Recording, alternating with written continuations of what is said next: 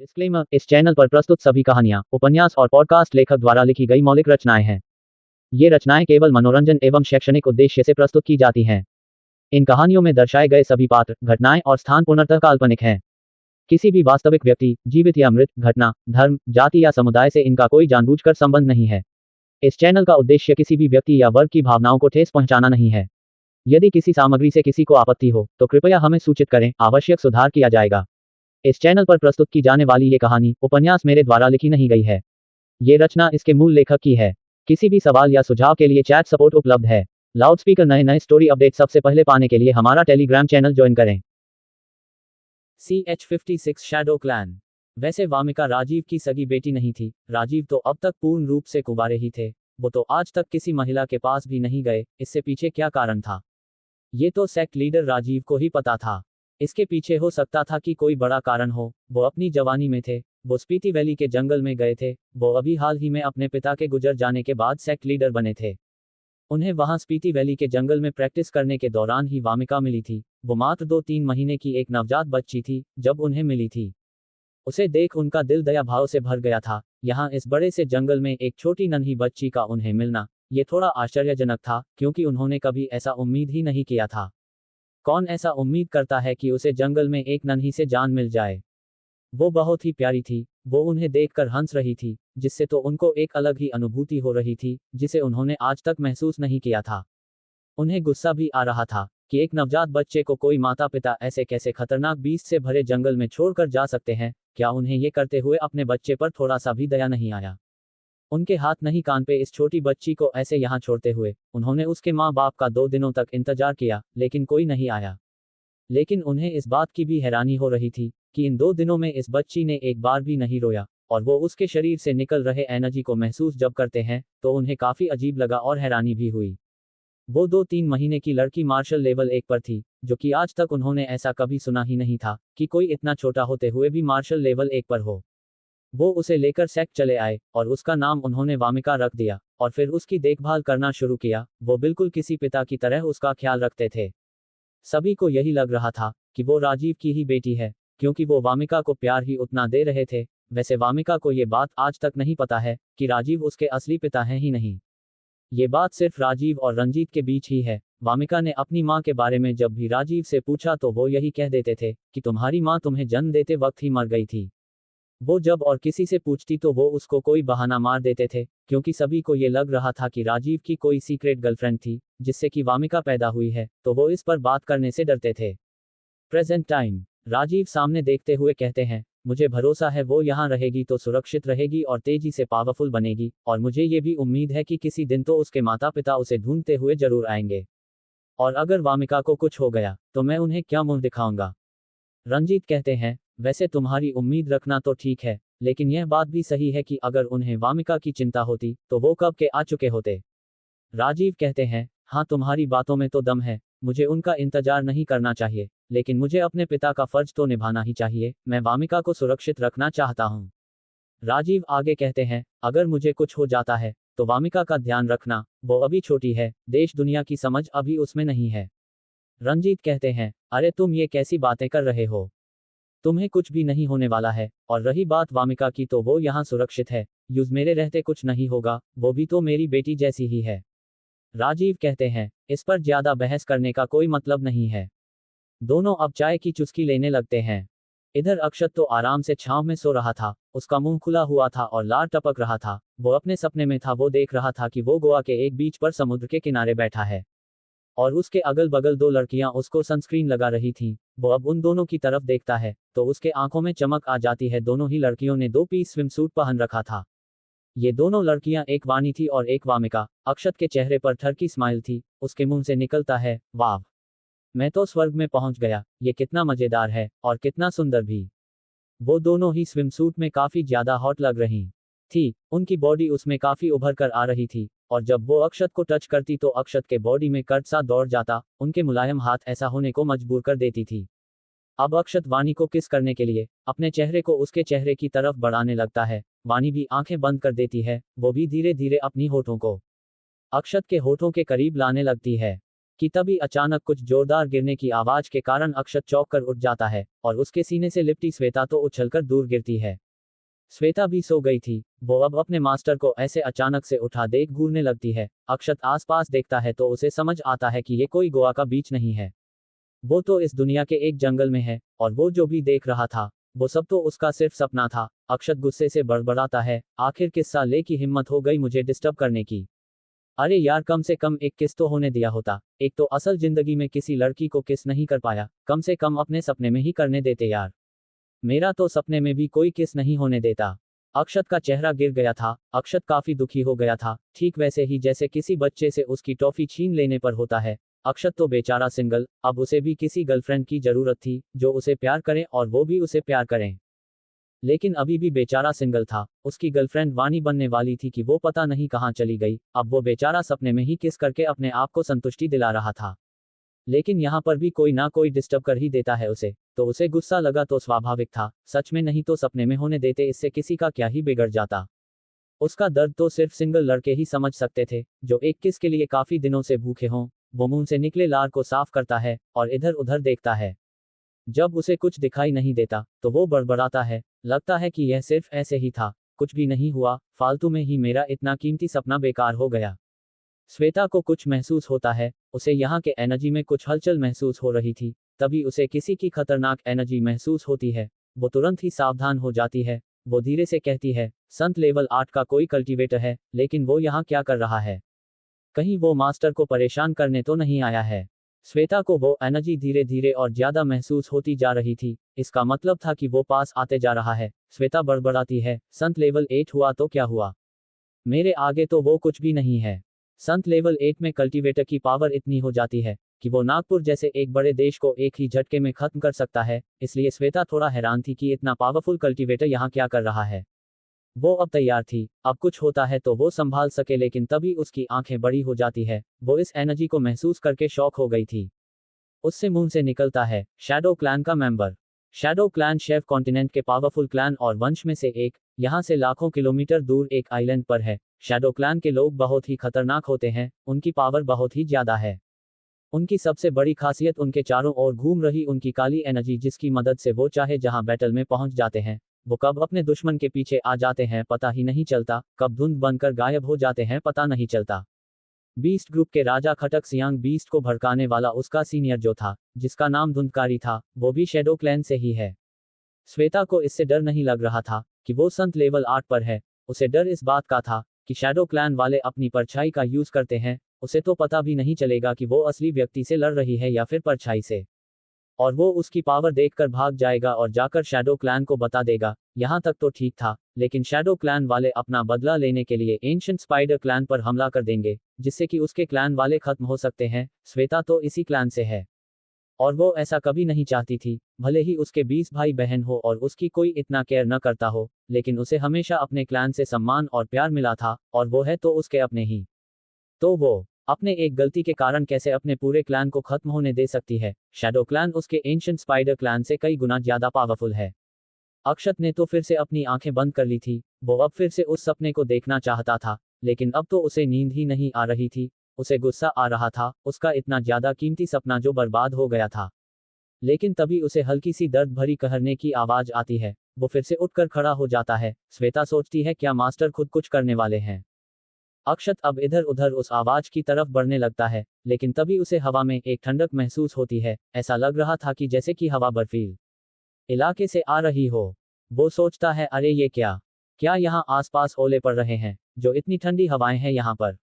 वो और आगे बढ़ता है तो ये ठंडक बढ़ते ही जा रही थी। वो जब और आगे बढ़ा तो उसने देखा कि कई पेड़ पौधे तो जम गए थे। उसकी नजर तभी वहां नीचे एक लड़की पर पड़ी, जो जहां पड़ी हुई थी उसके आसपास की 2 मीटर जगह पूरी बर्फ से जम गई थी। ये देखकर तो अक्षत बड़बड़ाता है क्या इस लड़की को इतनी गर्मी लग रही है कि ये यहाँ ऐसे बर्फ पर लेटी है? अक्षत ने अपने दुनिया में देखा था कि जब लोग गर्मियों में परेशान हो जाते हैं तो कई लोग ऐसे ही बर्फ पर लेट जाते हैं और फिर उसका रील भी बनाते हैं सोशल मीडिया पर डालने के लिए।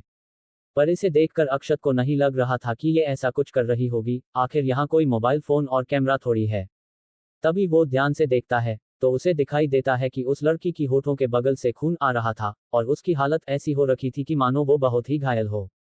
वो तुरंत उसके पास जाता है और देखता है कि हाँ, ये लड़की सच में घायल थी, और तो और उसकी कहीं कहीं हाथ और पैर जम भी गए थे। अक्षत उससे कहता है, हेलो मिस, अपनी आंखें खोलिए, क्या हुआ है आपको? वो लड़की हल्की सी आंखें खोलती है। उसे अक्षत धुंधला धुंधला सा दिखाई दे रहा था। वो बड़बड़ाती है, प्लीज मुझे बचा लीजिए। इतना कहकर वो अपनी आंखें फिर से बंद कर लेती है। अक्षत तो उसे फिर से जगाने की कोशिश करता है। वो कहता है, अरे मिस, मैं आपको कैसे और किससे बचा लूं? लेकिन शायद वो लड़की अब बेहोश हो चुकी थी, उसकी तरफ से कोई आवाज नहीं आती है। अक्षत तो उसके हाथ को रगड़ने लगता है ताकि उसे इस ठंडक से बचाकर गर्मी लाया जा सके। CH57 sensitive ice body. अक्षत काफी कोशिश कर रहा था कि उस लड़की को हाथ रगड़कर थोड़ा गर्मी दी जाए, पर अक्षत के इतने मेहनत करने के बाद भी कोई फर्क पड़ता दिखाई नहीं दे रहा था। इधर श्वेता जो ये समझने की कोशिश कर रही थी कि आखिर यहाँ चल क्या रहा है। मास्टर, आखिर ये क्या कर रहे हैं? क्या ये कोई सीक्रेट टेक्निक है? उसे उस व्यक्ति की एनर्जी और भी ज्यादा महसूस होती जा रही थी जो शैडो क्लैन से यहाँ आ रहा था। उसे समझ नहीं आ रहा था कि वो अब क्या करें। अगर कुछ करेगी तो उसके ही फैमिली और क्लैन वालों पर खतरा आ जाएगा, नहीं करेगी तो मास्टर डिस्टर्ब होंगे। अक्षत को अब अपनी ही बेवकूफ़ी पर गुस्सा आता है। भला बर्फ पर लेटे पसंद को कैसे गर्म किया जा सकता है? वो उस लड़की को उठाता है और एक दूसरी साफ जगह पर ले जाने लगता है। लेकिन वो जैसे जैसे चल रहा था, उस लड़की की एनर्जी के कारण उसके पीछे पीछे बर्फ जमती जा रही थी, पर अक्षत का इस पर ध्यान नहीं था। उसका तो ध्यान उस लड़की को बचाने पर था। वो उसे एक पेड़ के नीचे लेटा देता है, लेकिन तभी वो जमीन पूरा बर्फ से जम जाती है, उसके आसपास के छोटे कीड़े मकोड़े, पेड़ पौधे, सब कुछ। ये देखकर अक्षत शॉक हो जाता है। उसके मुंह से निकलता है, क्या ये वही है? ये होना तो लगभग नामुमकिन है। वो ईशानी के बारे में सोचता है तो बड़बड़ाता है, हाँ, कुछ भी हो सकता है। Sensitive ice body. मास्टर भूमि ने एक बार बताया था कि कुछ लोगों का शरीर विशेष होता है, उनमें से एक ये बॉडी टाइप है। Sensitive ice body. इस दुनिया में कुछ ऐसे लोग होते हैं जिनकी बॉडी बहुत ही स्पेशल होती है। ये लोग करोड़ों में क्या अरबों में एक कहा जाए तो भी ज्यादा ही है। ऐसा कह सकते हैं कि उनको ईश्वर की तरफ से ये दिया गया गिफ्ट होता है। स्पेशल बॉडी टाइप वाले बहुत ही रेयर होते हैं, कई सौ सालों में एक दो ही मिल जाते हैं जो स्पेशल बॉडी टाइप के हों। स्पेशल बॉडी टाइप जितनी स्पेशल होती है उतनी ही ज्यादा खतरनाक भी होती है। स्पेशल बॉडी टाइप वाले अगर अपनी बॉडी पर कंट्रोल न कर पाए तो इससे उन्हें ही चोट पहुंचने लगता है, और साथ ही में अपने आसपास के लोगों को भी चोट पहुंचाना शुरू कर देते हैं। लेकिन अगर ये बॉडी जागृत हो जाए और पूरा कंट्रोल में हो तो ये कल्टीवेटर को एक अलग ही लेवल पर पहुंचा देता है। यह उनकी पावर को कई सौ गुना बढ़ा देता है, और ऊपर से उनकी बॉडी एक विशेषता अलग से भी होती ही है। इसकी मदद से वो कल्टीवेटर काफी तेजी से आगे बढ़ता है। उन्हीं स्पेशल बॉडी में से एक होती है सेंसिटिव आइस बॉडी। इस प्रकार की बॉडी अक्सर लड़कियों के पास होती है। उनकी एनर्जी में आइस की पावर होती है जो किसी को भी जमा सकती है। जब यह उनके पूरे कंट्रोल में होता है तो 100 किलोमीटर एरिया तक को जमा सकता है। इस बॉडी टाइप की कमी यह है कि ये जिस किसी भी के पास होती है, जैसे अगर ये किसी लड़की के पास है तो उसकी फेमिनिन एनर्जी को बढ़ाकर रखती है, जिससे कि उनकी एनर्जी में बैलेंस बिगड़ने लगता है। इसलिए ये अपनी बॉडी पर जल्दी कंट्रोल नहीं कर पाती है, और ऐसे ही अगर ये लड़के के पास है तो उसकी मैस्कुलिन एनर्जी को बढ़ाकर रखती है। इस लड़की का यही हाल था। उसकी फेमिनिन एनर्जी बढ़ गई थी और ऊपर से उसकी सेंसिटिव आइस बॉडी ढंग से जागृत नहीं थी, जिसके कारण ही उसकी एनर्जी ऐसे ही बाहर बह रही थी और सब कुछ जमा रही थी। इस लड़की को अभी अपने बॉडी पर ढंग से कंट्रोल करना नहीं आया था। यही कारण था कि उसके एनर्जी के कारण उसके आसपास 2 मीटर एरिया की बर्फ से जम जा रहा था। अक्षत अब गहराई से सोचने लगता है। वो इस बॉडी टाइप के बारे में जितनी जानकारी थी वो सब अपने दिमाग में खंगालने लगता है, लेकिन उसे ज्यादा कुछ नहीं पता था। उसके मास्टर ने बस कुछ बातें ही बताई थी। अक्षत अब सोचता है इस समय जो जरूरी है वो है इसके चोट को ठीक करना। वो अब सोचने लगता है कि इसे किस टाइप की मेडिसिन को वो दे सकता है, क्योंकि उसकी बॉडी पूरी ठंडी पड़ चुकी है, तो वो ऐसे हर्ब्स नहीं दे सकता जिनकी नेचर ठंडा हो, नहीं तो वो तो और जमकर कुल्फी बन जाएगी।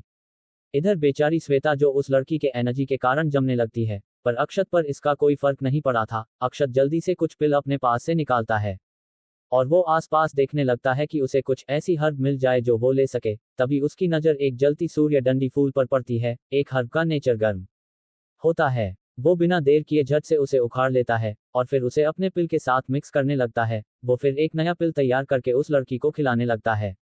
वो थैंक्स करता है कि उसे ये हर्ब यहीं पास में मिल गया। उस लड़की ने अपने मुंह को टाइटली बंद किया हुआ था। अक्षत को किसी लड़की का ऐसे मुंह अजीब लग रहा था, क्योंकि उसने ऐसे किसी लड़की के गाल को प्रेस करके मुंह नहीं खोला था। उसने आज ही अंजलि को पिल खिलाई थी, पर उसने ऐसे अपने मुंह को टाइटली बंद नहीं किया था।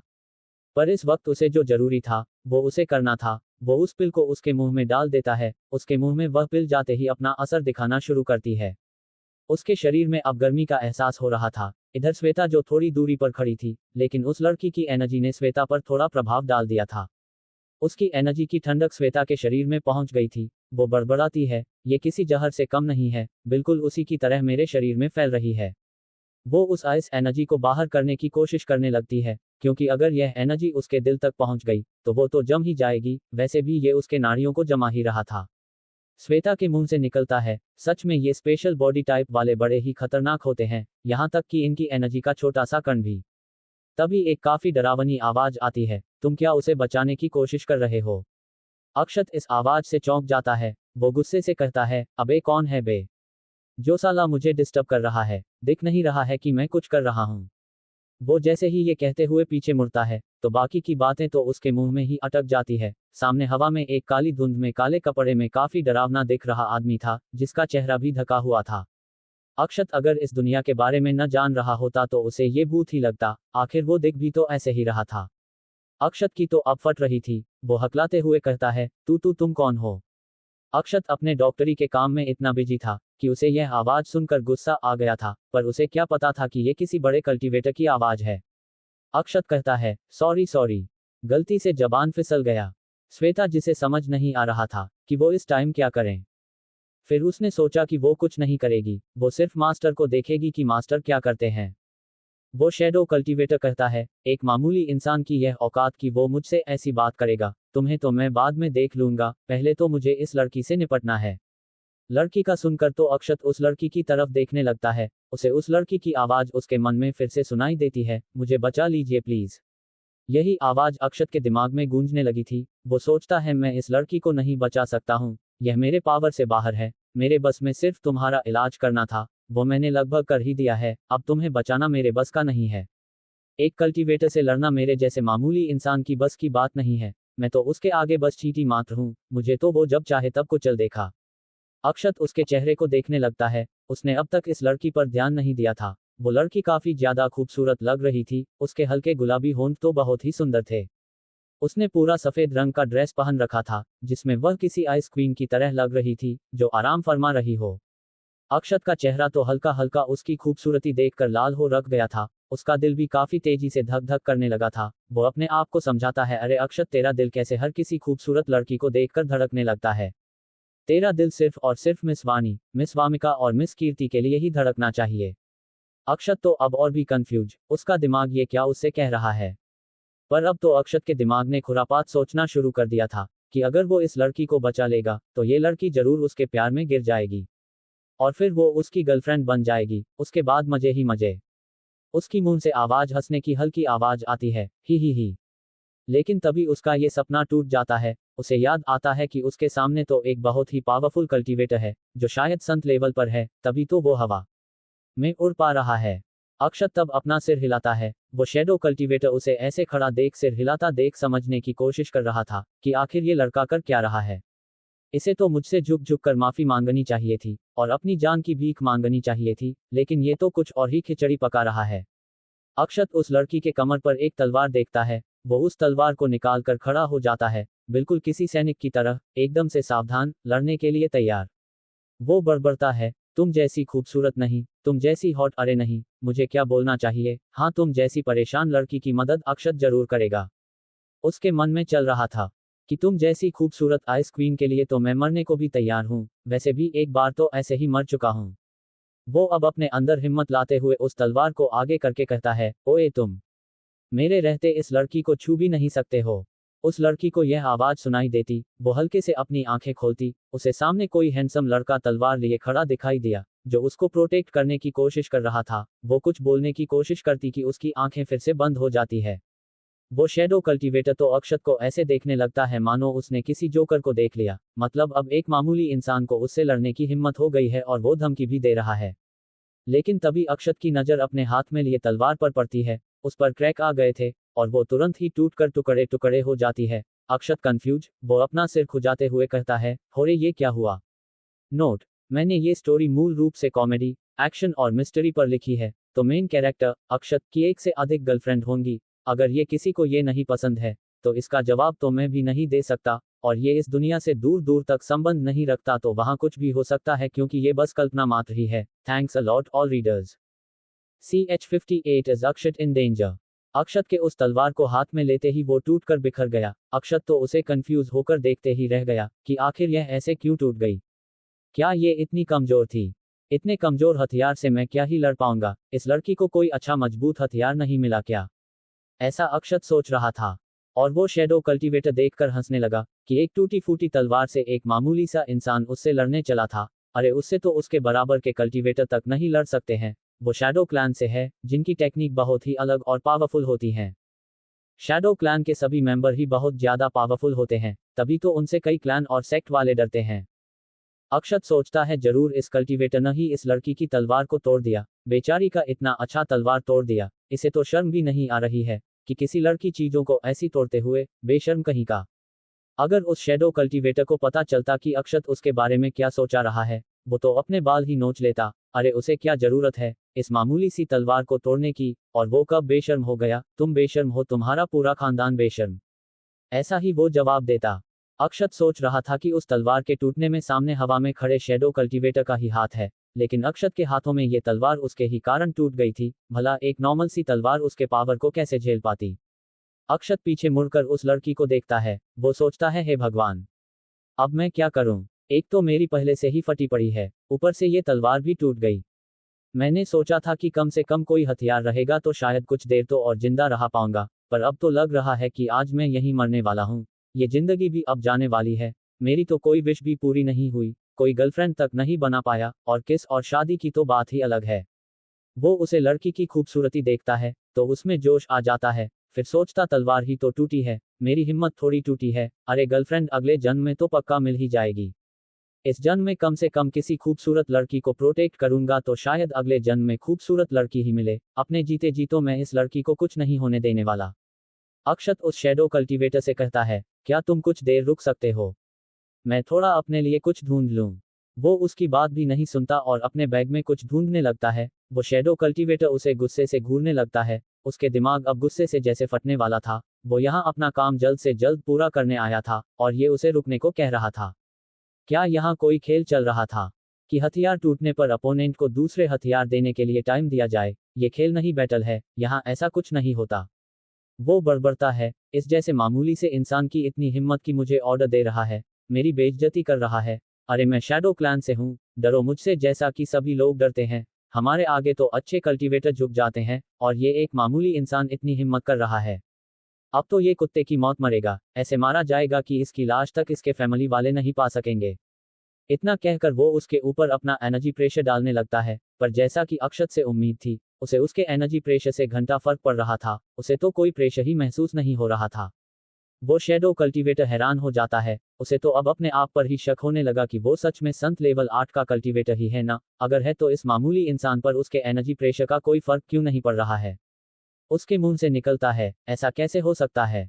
ये नामुमकिन है। अक्षत को तो पता ही नहीं था कि वो किसी को शॉक कर रहा है। वो तो अपने बैग में कुछ ढूंढ रहा था, लेकिन उसे कुछ मिल ही नहीं रही थी। तभी उसकी आंखों में चमक आ जाती है। उसे अपनी एक बनाई गई छोटी तलवार मिलती है, जो कि उसने लकड़ी का बनाया हुआ था। ऐसा कह सकते हैं कि वो तलवार नहीं, खिलौना था जो बच्चों के लिए बनाया गया था। पर अक्षत को इस समय खुशी इस बात की थी कि उसके पास कुछ न होने से तो ये लकड़ी की छोटी तलवार ही ठीक है। वो शैडो कल्टीवेटर तो अक्षत पर एनर्जी प्रेशर लगाकर थक गया था, पर अक्षत, उसके ऊपर तो जैसे कोई प्रभाव ही नहीं पड़ रहा था। वो अक्षत के हाथ में एक लकड़ी का छोटा तलवार देखता है तो उसे और गुस्सा आ जाता है। मतलब अब उससे एक लकड़ी के तलवार से लड़ा जाएगा? ये तो इसके पावर पर सीधे तमाचा मारना हुआ। आज उसकी बहुत ही ज्यादा बेइज्जती इस लड़के के द्वारा हो रही थी। तभी उसे का समझ आता है। वो बड़बड़ता है, इसका मतलब वो लड़की इसको प्रोटेक्ट कर रही है, जबकि ऐसा कुछ नहीं था। इस समय वो लड़की अपने आप को प्रोटेक्ट करने की हालत में नहीं थी, तो वो अक्षत को क्या ही प्रोटेक्ट करती। वो कहता है, देखता हूं तुम अब कैसे उसे प्रोटेक्ट करती हो। इतना कहकर वो अक्षत की तरफ तेजी से बढ़ जाता है। जैसा कि शैडो कल्टीवेटर से उम्मीद थी, वो पल भर में ही अक्षत के पास पहुंच गया। वो कुछ कर पाता कि अक्षत न ऐसे ही प्रैक्टिस के लिए अपने उस छोटी तलवार को घुमाया। उसे तलवार की पावर कुछ भी दिखाई नहीं दे रही थी, लेकिन जैसे ही उससे टकराई वो धुंध बनकर गायब हो गया। अक्षत को जैसे लगा कि उसके पास अभी अभी कोई था। वो देखने लगता है तो उसे कोई भी नहीं दिखाई देता। वो सोचता है कि लगता है कि यह उसका कोई भ्रम है। वो अब सामने चेहरा करते हुए कहता है, मैं अब तैयार हूँ। पर वो सामने देखता है तो कोई था ही नहीं। अक्षत अपना सिर खुजाने लगता है। वो बड़बड़ता है, अरे ये कहाँ चला गया? अभी अभी तो यही था, इतनी जल्दी कहाँ गायब हो गया? तभी वो कांपती आवाज में कहता है, कहीं वो कोई भूत तो नहीं था? अरे मम्मी बचाओ, मुझे भूतों से बहुत डर लगता है। वो डरते डरते अपने आसपास देखने लगता है, लेकिन जब उसे वो शैडो कल्टीवेटर कहीं भी नहीं दिखा तो वो थोड़ा राहत की सांस लेता है कि वो बच गया। नहीं तो उसकी फटी पड़ी थी। उसने तो सोच लिया था कि आज तो उसकी जान चली ही जाएगी, लेकिन वो अब जिंदा था। वो पावरफुल कल्टीवेटर जा चुका था। अक्षत उस लड़की की तरफ देखते हुए कहता है, सच में तुम तो आइस क्वीन ही हो। श्वेता जो शौक में थी, उसकी आंखें बड़ी हो गई थी। उसने अभी अभी कुछ देखा था कि जब अक्षत ने सिर्फ ऐसे ही तलवार हवा में लहराया था तो टाइम धीमा हो गया था। और वो शैडो कल्टीवेटर, उसे भगाने तक का मौका ही नहीं मिला। नहीं तो वो बहुत ही तेज होते हैं। वो झट से यहाँ से भाग जाता और अक्षत की वो छोटी तलवार जैसे ही उस शैडो कल्टीवेटर से टकराई, वो कहीं गायब हो गया। उसका तो कुछ नामो निशान ही नहीं बचा था। वो कहाँ गया इसको तो श्वेता भी नहीं देख पाई। पर इतना तो पता था कि उसे कि वो शैडो कल्टीवेटर भाग नहीं पाया था, क्योंकि वो उसकी कोई परछाई नहीं थी बल्कि उस शैडो कल्टीवेटर की बॉडी थी। और बॉडी सहित कहीं गायब हो जाना, यह उसके लिए शौक भरा था। उसके दिमाग में ये चल रहा था कि कहीं मास्टर ने उसे स्पेस में तो नहीं भेज दिया। दूसरी तरफ उस शैडो कल्टीवेटर की जैसे ही आंख खुलती है, वो बड़बड़ता है, क्या मैं जिंदा हूं? पर मैं हूं कहाँ? वह आसपास देख रहा था। चारों ओर कुछ भी नहीं दिखाई दे रहा था। बिल्कुल सन्नाटा और खालीपन के साथ हल्का अंधेरा था। ऐसा लग रहा था कि जैसे वो अनंत आकाश में पहुंच गया हो। उसे याद आता है कि कैसे उस लड़के ने हल्के से तलवार घुमाई थी और वो इतना पावरफुल था कि उसके आगे तो कोई संत लेवल 9 का कल्टीवेटर भी दो टुकड़ों में बट जाता। पर वो अपने आप को जिंदा पाकर खुश था। वो बड़बड़ाता है, वो लड़का सिर्फ मामूली होने का नाटक कर रहा था, मुझे आगे से सावधान रहना चाहिए।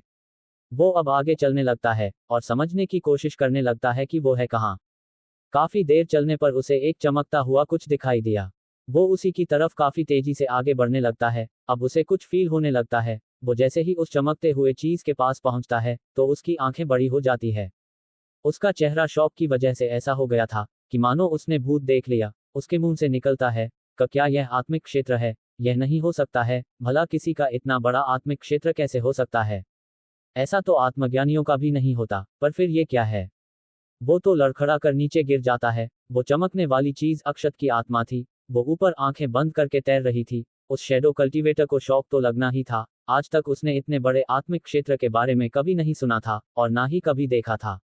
उसे शौक तो इतना लगा था कि उसने कब अपनी जीभ ही काट ली उसे पता तक नहीं चला। उसे तो कुछ समझ ही नहीं आ रहा था कि ये क्या उसके साथ हो रहा है।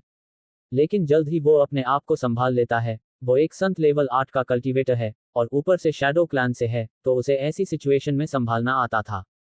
उसके अंदर तो कुटिलता भरी हुई थी। वो अब अपने एक 10 शैडो टेक्निक का यूज करने का सोचता है। 10 शैडो टेक्निक शैडो क्लैन की एक सीक्रेट टेक्निक है, जिसमें उस कल्टीवेटर के उसके ही जितना पावरफुल 10 परछाइयां बन जाती है, जो अपने दुश्मन पर अटैक कर देती है। वो हर एक परछाई को कमांड दे सकता है। ये सोचकर वो अपनी काली एनर्जी से एक खंजर बनाता है, वैसे ही उसके बाकी के परछाई भी करते हैं और फिर एक साथ अक्षत की उस आत्मा पर अटैक करने के लिए दौड़ पड़ते हैं। उसके दिमाग में यही चल रहा था कि इस जैसे इंसान को वो जिंदा नहीं छोड़ सकता है। वो बाहर इसे नहीं मार पाया तो क्या हुआ? वो उसे उसके ही आत्मिक क्षेत्र में मार देगा।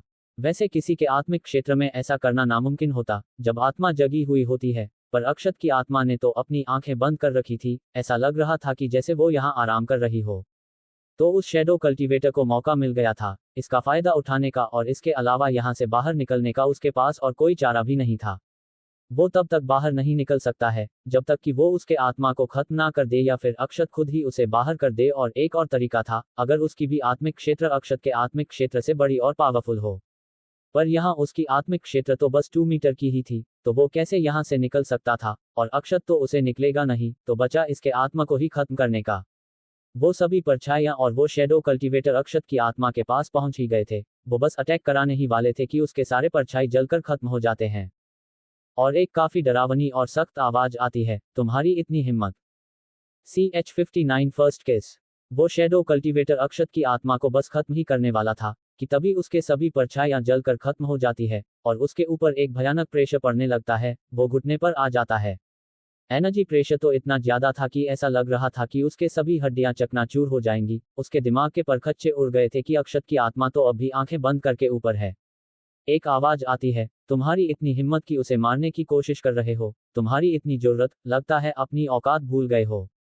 वो शैडो कल्टीवेटर तो हिल तक नहीं पा रहा था, ऐसा लग रहा था कि जैसे वो अब आटे के जैसे पिस जाएगा। सामने तो अक्षत की आत्मा अभी भी वैसे ही थी, तो ये आवाज कहां से आई? वो उस आवाज वाले व्यक्ति को देखने के लिए अपना सिर अपनी पूरी पावर लगाकर उस तरफ मोड़ता है जिस तरफ से आवाज आ रही थी।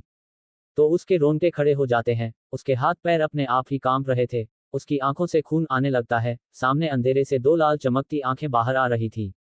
ऐसा लग रहा था कि जैसे कोई इस अंधेरे से बाहर आ रहा हो। उसके आसपास बहुत ही खूंखार एनर्जी थी, जिसे सामने वाले को लगता कि वो उसे मारकर खत्म ही कर देगा। खूंखार एनर्जी उन लोगों की होती है जो बहुत ही निर्दयी और क्रूर होते हैं, जिनमें सिर्फ और सिर्फ हिंसा और मारने की इच्छा होती है। एक प्रकार की एनर्जी अगर किसी भी कल्टीवेटर के अंदर चली जाती है तो ये उसके दिमाग को अनियंत्रित कर देती है और वो पागल हो जाता है। इस खूंखार एनर्जी के मामूली इंसान तो मर सकते हैं, ये किसी जहर से कम नहीं होता है, ये बिल्कुल साफ शुद्ध एनर्जी का उल्टा होता है। शैडो कल्टीवेटर के मुंह, आंख, नाक से खून आने लगा था। वो उस खूंखार एनर्जी को बर्दाश्त ही नहीं कर पा रहा था। वो सामने के नजारे को देख रहा था, उसके मुंह से निकलता है श।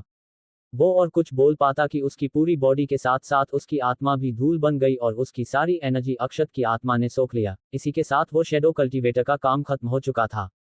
इधर अक्षत उसे काफी अच्छा महसूस होने लगा, जैसे उसके शरीर से जो हल्की फुल्की थकान थी वो अब चली गई हो। अक्षत अब फिर से उस लड़की के पास आ गया था और उसे देख रहा था। उसके जमे हुए हाथ पैर अब ठीक थे। उस लड़की के शरीर के अंदर अक्षत की वह पिल उसके आइस एनर्जी से लड़ रही थी। उस लड़की को थोड़ा थोड़ा होश आ रहा था। वो अपनी आंखें खोलने की कोशिश कर रही थी और कुछ बड़बड़ भी रही थी, पर अक्षत को कुछ सुनाई नहीं दे रहा था। तो वो उसकी आवाज सुनने के लिए अपने कान उसके पास ले जाता है कि तभी वो लड़की उसके गले में अपने हाथों को डाल लेती है और उसे अपने और पास खींचकर उसके होठों पर किस करने लगती है। अक्षत तो उस लड़की के अचानक ऐसा करने से शौक में चला गया था। उसके दिमाग के सारे फ्यूज उड़ गए थे। उसकी धड़कनें बड़ी नहीं थी, वो तो दौड़ रही थी। उसका चेहरा लाल हो गया था, उसके रोंगटे खड़े हो गए थे। उसने आज तक किसी लड़की को ऐसे किस नहीं किया था, तो ऐसा तो उसके साथ होना स्वाभाविक था। उसे मजा भी आ रहा था। उसे तो अपने चारों ओर रोमांटिक म्यूजिक सुनाई दे रही थी। उसे लग रहा था कि जैसे वो स्वर्ग में आ गया हो। वो शब्दों में बयां नहीं किया जा सकता था। अक्षत के दिमाग में चल रहा था, क्या किसी लड़की के किस करने पर ऐसा फील होता है? ये तो बहुत ही मजेदार है, इतना कि मैं इसे अपने शब्दों में व्यक्त नहीं कर सकता हूँ। इसके होठ कितने मुलायम हैं, ये कितनी मीठी है, बिल्कुल किसी शहद की तरह। मन तो कर रहा है इसे पूरा पी जाऊं। अक्षत तो आंखें बंद करके उसे पल को एंजॉय करने लगता है। वैसे भी ये उसका पहली बार था, ये उसका फर्स्ट किस था। वो अब अक्षत उस लड़की के बालों में अपना हाथ डाल लिया था और उसे और करीब करते हुए किस करने लगा। उस लड़की के रेशमी बाल और उसका खुशबू अक्षत को तो जैसे और आकर्षित कर रही थी। वो उस लड़की में और भी खोता जा रहा था। दोनों ही पूरे मूड में थे। उन दोनों की टंग एक दूसरे में उलझी हुई थी। अब जब सामने की लड़की की तरफ से मेहनत हो रही हो तो क्यों अक्षत मेहनत करने से पीछे हटे। वो लड़की अब अक्षत की गोद में थी। अक्षत ने उसे अपने बाहों में भर रखा था और दोनों ऐसे ही किस कर रहे थे। उस लड़की ने अक्षत के होठों को बाइट कर लिया था, जिससे कि ब्लड आ रहा था, पर वो किस करते हुए उसे भी सक कर रही गई। दोनों किसी कपल की तरह लगे हुए थे। अक्षत को तो उस बाइट से फर्क ही नहीं पड़ रहा था। उस लड़की ने तो अक्षत के गर्दन को सहलाना शुरू कर दिया था, जिससे कि अक्षत के रोंगटे खड़े हो रहे थे और उसे गुदगुदी भी लग रही थी। वो भी उस लड़की को गर्दन पर किस करना चाहता था, पर वो लड़की उसके होठों को छोड़े तब ना। वो लड़की अक्षत के कपड़े उतारने की कोशिश करने लगती है। अक्षत को अब समझ नहीं आया कि ये लड़की क्या कर रही है। तभी उसके दिमाग में कुछ पिंच करता है। वो सोचता है, क्या ये मेरे साथ वो सब करना चाहती है, यहाँ ऐसे खुले जंगल में? नहीं, ऐसे तो कोई हमें देख लेगा तो। उस लड़की ने अक्षत के कुछ बूंद ब्लड को पी लिया था। अब अक्षत का ब्लड था, वो उसका असर क्यों ना दिखाता। उसके शरीर में हलचल होना शुरू हो गया था। अक्षत का ब्लड उसके बॉडी में उसकी फेमिनिन एनर्जी को दबाने लगता है और उसकी बॉडी में एनर्जी को बैलेंस करता है। उसकी बॉडी की एनर्जी बैलेंस में आते ही आसपास की जमीन जो बर्फ से जम गई थी वो सब सही हो गई थी। तभी उस लड़की को पूरा होश आ जाता है। वो अब तक आधे ही होश में थी। वो क्या कर रही थी उसे पता नहीं था। उसे जब समझ आता है कि वो किसी लड़के को किस कर रही है तो वो तुरंत ही अक्षत को धक्का देकर दूर है जाती है। अक्षत कंफ्यूज कि इतना रोमांटिक पल था, ये ऐसे दूर क्यों हो गई। अभी तो कुछ देर और ऐसे ही करना था और अभी तो यू लड़की इसके कपड़े उतार रही थी। वो अब उस लड़की को देखने लगता है। उस लड़की का चेहरा शर्म से लाल हो गया था। वो तो अक्षत की तरफ देख तक नहीं पा रही थी। आज तक वो ऐसे किसी लड़के के करीब नहीं गई थी, और आज तो उसने किसी लड़के को किस कर दिया। यह उससे क्या हो गया था? अक्षत का भी तो वही हाल था। वो शर्मा रहा था। कुछ भी हो, वो इतना बोल्ड नहीं था। वो थोड़ा शर्मीला नेचर का था। अकेले होते हुए भले ही ये सब सोच लेता था और बकबक कर लेता था, पर किसी लड़की को सामने देखकर तो उसकी आवाज जैसे गले में ही अटक गई थी। उसका दिमाग पूरा खाली हो गया था। वो अब क्या बोले, कुछ भी उसे समझ नहीं आ रहा था। अक्षत कहता है, वो अक्षत इतना ही कर पाया था कि उसके चारों ओर ढेर सारे बर्फ के खंजर आ गए। वो लड़की बिना अक्षत की तरफ देखे ही रहती है। क्या तुम मेरे होश में न होने का फायदा उठा रहे थे? उसकी वो नुकीली खंजर अक्षत के और पास आ गई थी। अब अक्षत और उस नुकीले खंजर में सिर्फ कुछ ही इंच का फासला बचा हुआ था। अक्षत हकलाते हुए कहता है, आप गलत समझ रही हैं। मैं आपका फायदा नहीं उठा रहा था। ये सब तो आपने ही शुरू किया था, तो फिर मैं भी। वो लड़की कहती है, चुप रहो, मैं उस समय होश में नहीं थी। अक्षत सोचने लगता है, इसका क्या मतलब? ये होश में नहीं थी, पर ये किस तो बहुत ही वाइल्डली कर रही थी, यहाँ तक कि मेरे होठों को भी बाइट कर लिया है। क्या ये अब अपने किए से पीछे हटना चाहती है? इसे इसकी जिम्मेदारी लेनी होगी, और ऊपर से वो मेरी फर्स्ट किस थी। अब तो इसे मेरी गर्लफ्रेंड बनना ही होगा। भला मैं ऐसे कैसे अपनी फर्स्ट किस को किसी अनजान लड़की को दे सकता हूँ? पर अगर ये सच में होश में नहीं थी, तो फिर गलती तो मेरी हुई। अक्षत कहता है, मुझे माफ कीजिएगा, मुझे लगा कि आप ये सब अपने पूरे होश में कर रही हैं। अक्षत के दिमाग में चल रहा था, कोई लड़की अगर ऐसे सिंगल लड़के को किस करेगी, तो वो लड़का कैसे मना कर सकता है? वो लड़की अपनी उन बर्फ के खंजर को हटा लेती है और कहती है, कोई बात नहीं, हमारे बीच जो भी हुआ वो सब भूल जाओ और तुम इसके बारे में किसी को भी मत बताना। अक्षत सोचता है, क्या मैं इसे भूल जाऊं? अरे ऐसा नहीं हो सकता है, इतनी बड़ी बात मैं भूल जाऊं। अगर मैं मर भी गया तो मुझे अगले जन्म में भी ये याद रहने वाला है, तो इस जन्म में भूल जाना नामुमकिन है। ये सब कहते हुए उस लड़की का पूरा चेहरा लाल पड़ गया था। ये किस तो वो भी कभी नहीं भूलने वाली थी। ये उसकी भी तो फर्स्ट किस थी।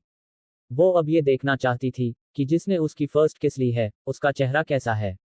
उसने तो अभी तक अक्षत का चेहरा तक ढंग से नहीं देखा था। जब देखा था तब तो वो बेहोश हो गई थी। वो धीरे से अक्षत के चेहरे को और तिरछी आंखों से देखने की कोशिश करने लगती है। वो अक्षत का चेहरा बस पूरा देखना ही वाली थी कि किसी की आवाज आती है, क्या तुम यहाँ हो? क्या तुम ठीक हो? अक्षत उस आवाज की तरफ देखने लगता है, तो सामने हवा में एक सफेद कपड़ों में महिला खड़ी थी, जिसका रुआब ही अलग था। उसकी आंखों में जीवन के अनुभव दिख रहे थे। वो यही कोई 25 से 26 साल की दिख रही थी, पर असल में उसकी उम्र 100 साल पार कर चुकी थी। वो अब हवा से नीचे उतरने लगती हैं। उसके हर पैर के नीचे वायुमंडल में उपस्थित वाष्प बर्फ बन जा रहे थे, जो उसके लिए सीढ़ी का काम कर रहे थे। वो ऐसे आते हुए किसी स्वर्ग की अप्सरा से कम नहीं लग रही थी। वो लड़की कहती है, टीचर आप आ गईं। वो लड़की अब उस महिला के पास जाने लगती है। अक्षत बड़बड़ता है, क्या बात है, एक और खूबसूरत लेडी का दर्शन हो गया। क्या ये इस लड़की की टीचर है? जब स्टूडेंट आइस क्वीन है तो टीचर खूबसूरत तो है ही। वो महिला कहती है, तुम ठीक हो ना? और वो शैडो क्लैन से पीछा कर रहा पसंद कहाँ है? वो लड़की अब याद करने लगती है। उसे हल्का हल्का याद आ रहा था कि कोई उसे प्रोटेक्ट करने की कोशिश कर रहा था। वो उसका चेहरा नहीं देख पाई थी। वो अक्षत के कपड़ों को देखती है। वो समझ जाती है कि यही लड़का उसे प्रोटेक्ट करने की कोशिश कर रहा था। वो महिला कहती है, ये लड़का कौन है जो यहाँ तुम्हारे साथ है? वो लड़की कहती है, इन्होंने ही मेरी जान बचाई थी, और मुझे उस शैडो कल्टीवेटर के बारे में नहीं पता। CH60 honourable guest token. वो महिला अक्षत को ध्यान से देखने लगती है और फिर एक सांस छोड़ती है। उसे समझ आ गया था कि इस लड़के की बस की नहीं थी कि वो उसके स्टूडेंट को प्रोटेक्ट कर सके। उसके मन में चल रहा था कि ये तो एक मामूली इंसान है, ये उस शैडो क्लैन के मेंबर के सामने बस चींटी है। लेकिन फिर भी वो अक्षत के पास जाकर कहती है, क्या आपने ही मेरी स्टूडेंट की जान बचाई है? अक्षत तो अपना सिर खुजाने लगता है। अक्षत को अपनी झूठी तारीफ और क्रेडिट लेना पसंद नहीं था। वो सोचता है, अरे मैंने कहाँ इस लड़की को उस भूत से दिखने वाले आदमी से बचाया है, मेरी तो उससे खुद फटी पड़ी थी। हाँ, लड़ने के लिए तैयार था, पर मैं उससे जीत थोड़ी पाता। अक्षत कहता है, सच कहूं तो मैंने ऐसा नहीं किया था। भला मेरे जैसा एक मामूली इंसान क्या कर सकता है? वो कल्टीवेटर तो पता नहीं कहां भाग गया, हालांकि कि मैं तैयार था। ये सुनकर तो उस महिला और लड़की दोनों का चेहरा ही अजीब हो जाता है। मतलब वो शैडो कल्टीवेटर ही चला गया? अरे हमें बेवकूफ समझ रखा है क्या? वो इतनी देर से पीछा कर रहा था, वो ऐसे कैसे चला गया?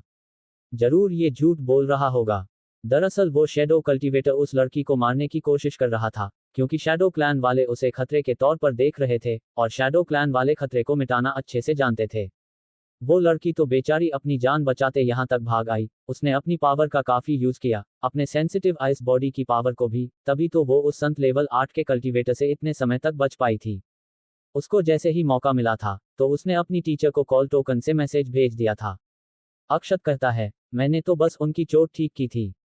वो महिला अपनी स्टूडेंट को देखती है और फिर कहती है, आपका मेरी स्टूडेंट की मदद के लिए शुक्रिया। माहौल एकदम नॉर्मल हो गया था। अक्षत मुस्कुराते हुए कहता है, अरे इसमें आपको शुक्रिया करने की कोई जरूरत नहीं है, ये तो मैं ऐसे हर किसी की मदद करता हूँ।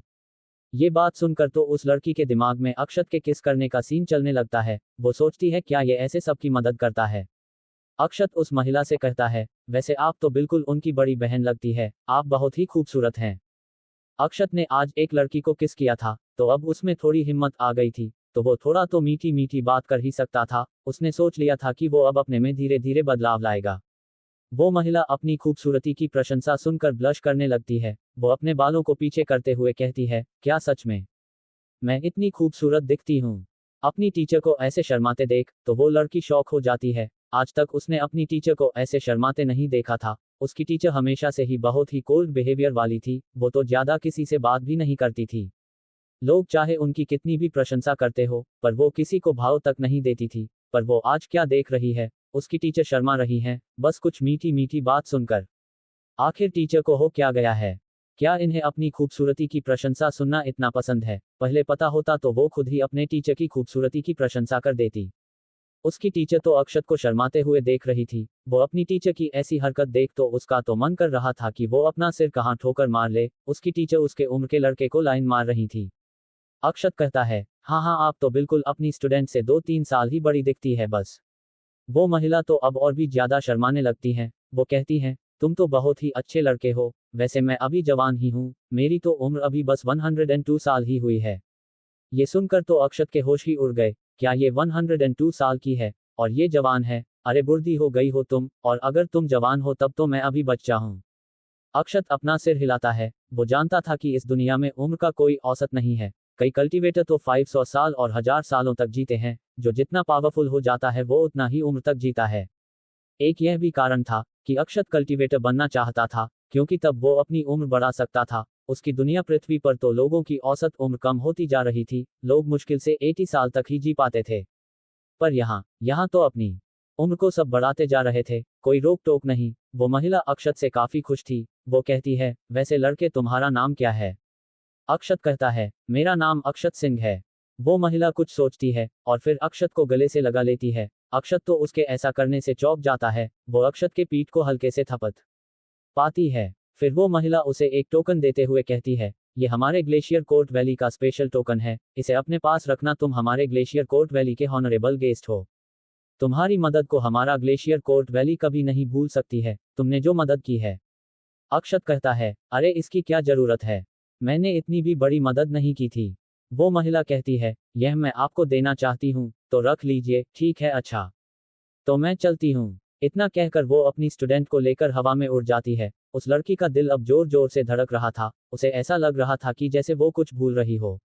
उससे अब तक अक्षत का चेहरा नहीं देखा था। वो अक्षत को देखने के लिए अपना सिर पीछे करती है, लेकिन अक्षत तो अपना सिर नीचे करके उस टोकन को देख रहा था, जो बिल्कुल किसी बर्फ के टुकड़े की तरह था, बिल्कुल पारदर्शी और चमकदार, और उस पर लिखा था, ग्लेशियर कोर्ट वैली। वो लड़की तो अपने फर्स्ट किस चुराने वाले का चेहरा अब भी नहीं देख पाती है। वो जैसे ही अपना सिर आगे करती है तो अक्षत उसे जाते हुए देखने लगता है। वह बड़बड़ाता है, ये ट्रिप तो बहुत ही प्रॉफिटेबल था। ऐसा लग रहा है कि मेरा एक सपना पूरा हो गया है, किसी खूबसूरत लड़की को किस करने का। इतना कहकर वो अपने होठों को छूने लगता है। उसे उस लड़की के उस किस का एहसास होने लगता है। उसके दिल को क्या महसूस हो रहा था ये तो सिर्फ उसे ही पता था। ऐसा उसके चेहरे से लग रहा था कि जैसे वो बहुत ही अच्छी चीज पा गया हो। वो मुस्कुराते हुए अपने दिल पर हाथ रखकर वहीं बैठ जाता है। तभी उसे कुछ याद आता है। वो कहता है, धत तेरी की, अरे अक्षत तू ये गलती कैसे कर सकता है? तुमने तो उस लड़की का नाम तो पूछा ही नहीं, कम से कम नाम तो पूछ लेना चाहिए था। ये कितना शर्मनाक बात है, इतना कुछ होने के बाद भी तुझे उस लड़की का नाम तक नहीं पता है।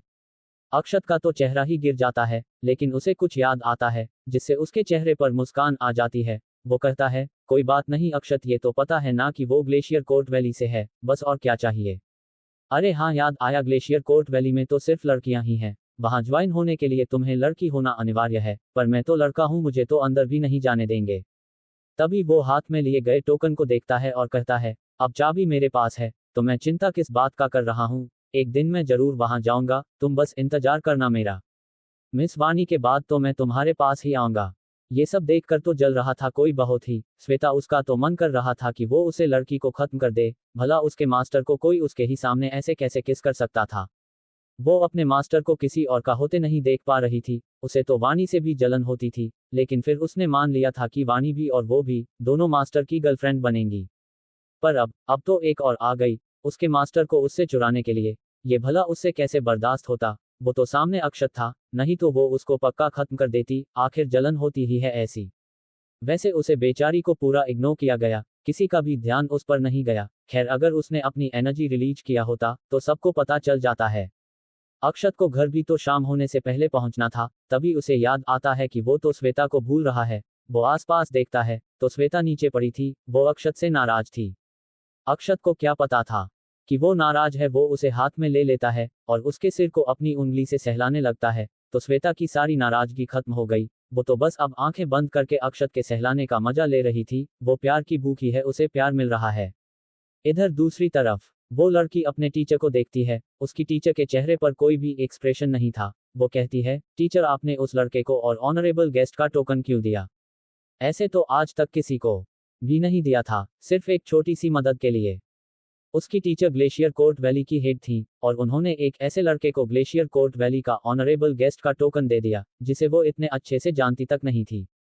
ऑनरेबल गेस्ट का पद ग्लेशियर कोर्ट वैली में हेड के तुरंत नीचे ही होता है, भले ही उसे वो पावर ना मिले पर पोजीशन तो थी। उसकी टीचर कहती है, अरे वो लड़का कितना अच्छा था, उस पर तो मेरा दिल ही आ गया था, इसलिए ही दे दिया। ये सुनकर तो उस लड़की का चेहरा ही अजीब सा बन जाता है। आज उसकी टीचर को हो क्या गया है? वो पहले तो ऐसी नहीं थी, ऐसा लग रहा है कि जैसे वो टीचर है ही नहीं बल्कि कोई और ही है। कहीं टीचर पहले से ही तो ऐसी नहीं थी और सिर्फ कोल्ड और सीरियस होने का दिखावा कर रही थी। वो सोच रही थी। वो उसका ऐसा अजीब चेहरा देख कहती है, क्या तुम नहीं समझी? अच्छा ये बताओ कि तुम्हें वो लड़का कैसा लगा? कैसा लगा मतलब? वो लड़की अब अक्षत की किस को याद करने लगती है तो उसका चेहरा लाल हो जाता है। उसकी टीचर कहती है, मेरे कहने का मतलब है क्या वो तुम्हें पावरफुल लगा?